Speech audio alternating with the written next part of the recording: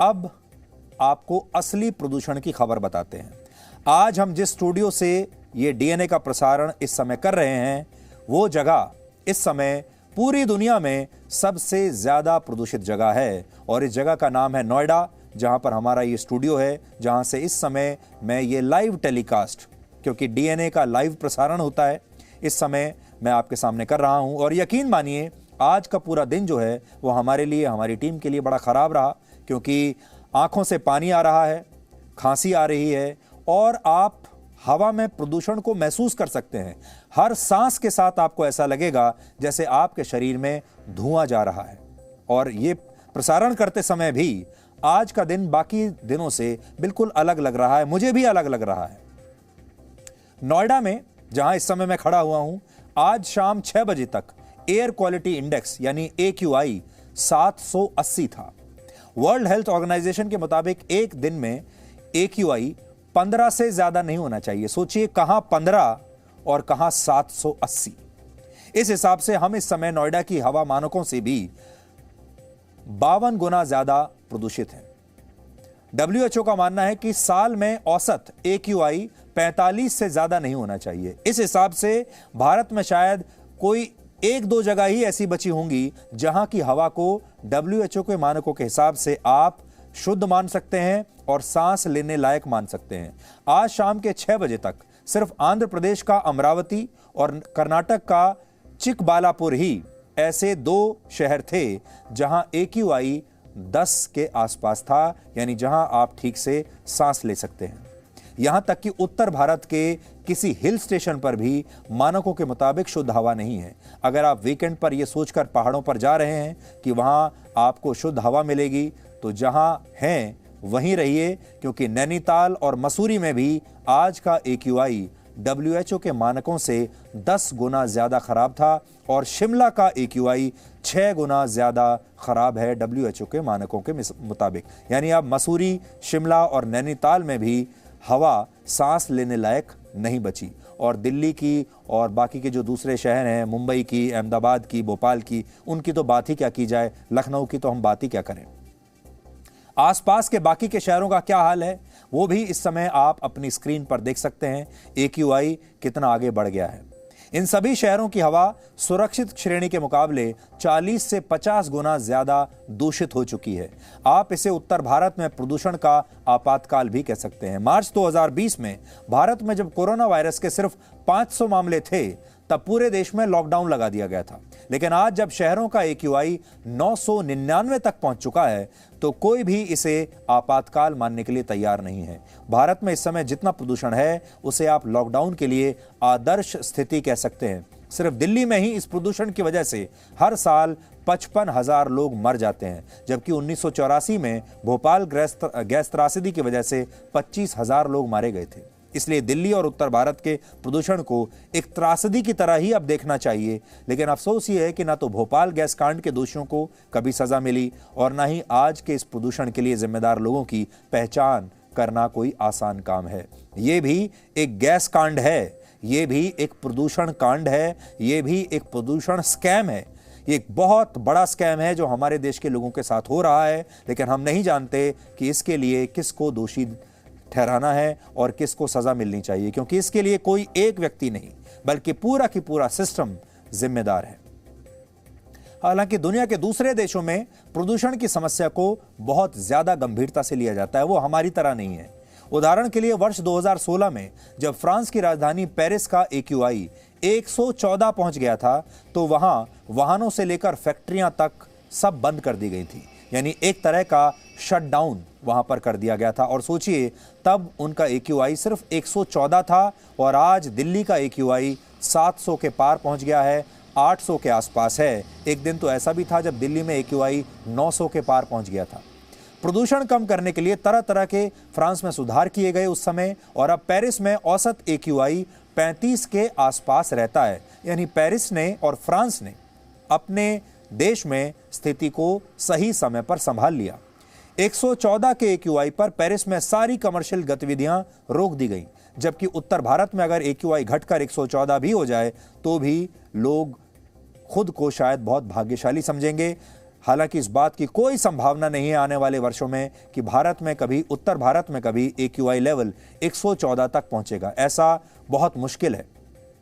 इसी तरह 2019 में हांगकांग में AQI 400 तक पहुंच गया था। इसके बाद पूरे हांगकांग को शट डाउन कर दिया गया और आज वहां का AQI 60 के आसपास है। 70, 80, 90 और 2000 के दशक तक भारत में चुनाव जब होते थे तो वो बिजली, पानी और सड़क के मुद्दे पर होते थे, लेकिन किसी ने भी हवा जैसे बुनियादी अधिकार को कभी मुद्दा नहीं बनाया। बिजली आ चुकी है, सड़कें बन गई हैं और अब पानी भी आ गया है, लेकिन इन सब के बीच ये सब तो आपको मिल गया, बिजली, सड़क, पानी, लेकिन हवा चली गई। चुनावों के दौरान अक्सर कहा जाता है कि देश में इस नेता की, उस पार्टी की हवा चल रही है। आपने देखा होगा कि अक्सर कहते हैं कि भाई किसकी हवा चल रही है, इस नेता की हवा चल रही है, इस पार्टी की हवा चल रही है। लेकिन कोई पार्टी चुनाव में इस वादे के साथ नहीं उतरती कि उसकी जीत के बाद देश में साफ और शुद्ध हवा चलने लगेगी। उत्तर भारत में प्रदूषण के हालात पर आज आपके लिए एक स्पेशल रिपोर्ट तैयार की है। अगर आप दिल्ली या उत्तर भारत के शहरों में नहीं रहते हैं तो ये रिपोर्ट देखकर आप अपने आप को खुशकिस्मत समझेंगे, और अगर आप इन्हीं इलाकों में रहते हैं तो आपको अपनी किस्मत पर आज शायद रोना आएगा। लेकिन रिपोर्ट दिखाने से पहले हम ये जरूर कहेंगे कि अब समय आ गया है कि इतने AQI पर एक बार फिर से देश में लॉकडाउन हो जाना चाहिए।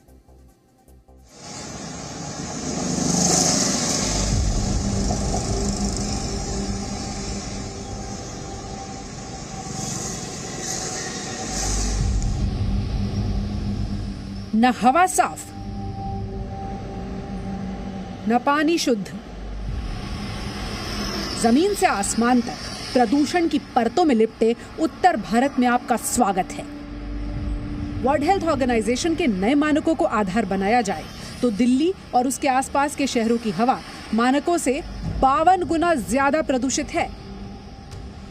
इस वक्त हम नोएडा में मौजूद हैं। आपको बता दें तस्वीरों के जरिए कि किस तरीके से यहाँ पर भी धुंध की जो चादर है वो दिन के समय भी बनी हुई है, और यही कहीं ना कहीं आम लोगों की परेशानी को लगातार बढ़ाते जा रहे हैं। विजिबिलिटी जो है वो फिलहाल इस वक्त 500 से 550 मीटर हो गई है, जिसके लोगों को थोड़ा राहत मिली है, लेकिन सुबह के वक्त ये विजिबिलिटी 150 से 200 मीटर रह गई थी। ये दिन की तस्वीरें थी, लेकिन उत्तर भारत के लोगों के हिस्से में शामें भी प्रदूषण भरी ही हैं और आने वाली सुबहें भी इतनी ही दूषित होंगी। ये जो एंटी साइक्लोनिक कंडीशन है, आज पर the model it will be there 2 to 3 days, और विंड भी ज़्यादा शो नहीं कर रहा है। सो ये है कि स्मोक जो है बीच बीच में भी इम्प्रूव्ड, बट मॉर्निंग जो फॉग स्मोक वो रहेगा। वायु प्रदूषण एक पब्लिक हेल्थ इमरजेंसी बन चुका है हमारे देश में, खासकर से उत्तर भारत में। इसके हम सबके स्वास्थ्य पे कुप्रभाव बहुत ज़्यादा और बहुत भारी मात्रा में हो रहे हैं। यह कुप्रभाव हमारे जन्म लेने से पहले जो बच्चे माता के गर्भ के अंदर हैं वहाँ से यह नुकसान शुरू हो जाता है।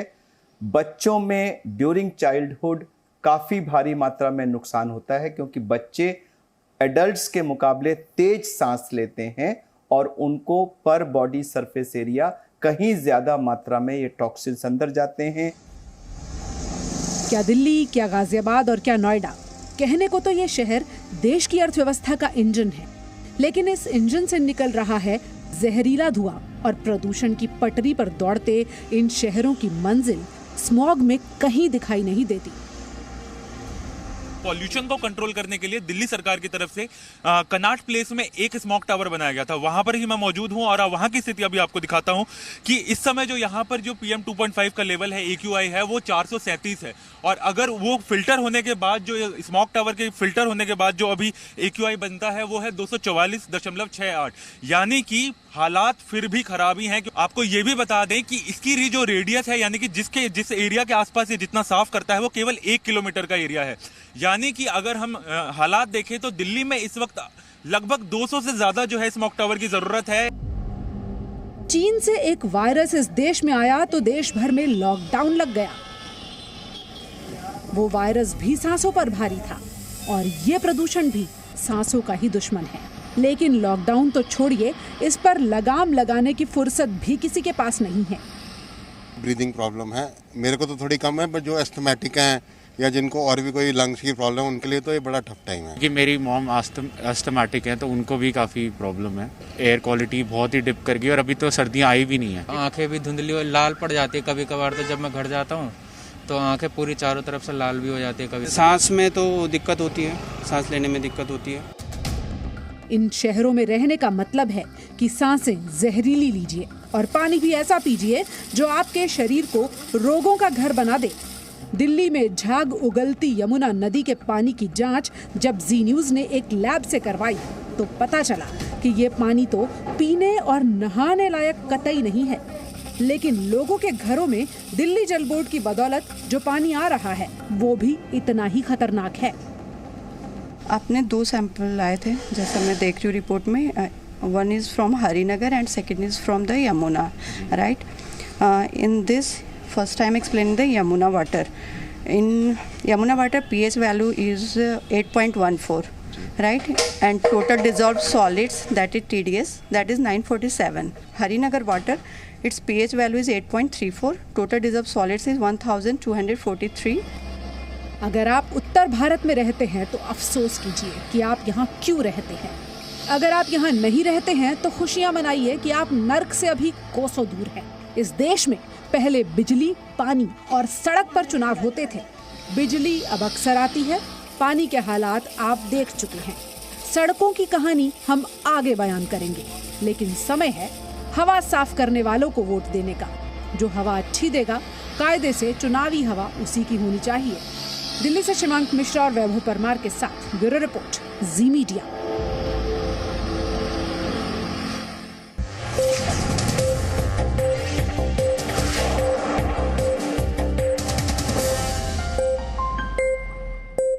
Presenting B News app, available on Google Play and App Store. Download it now.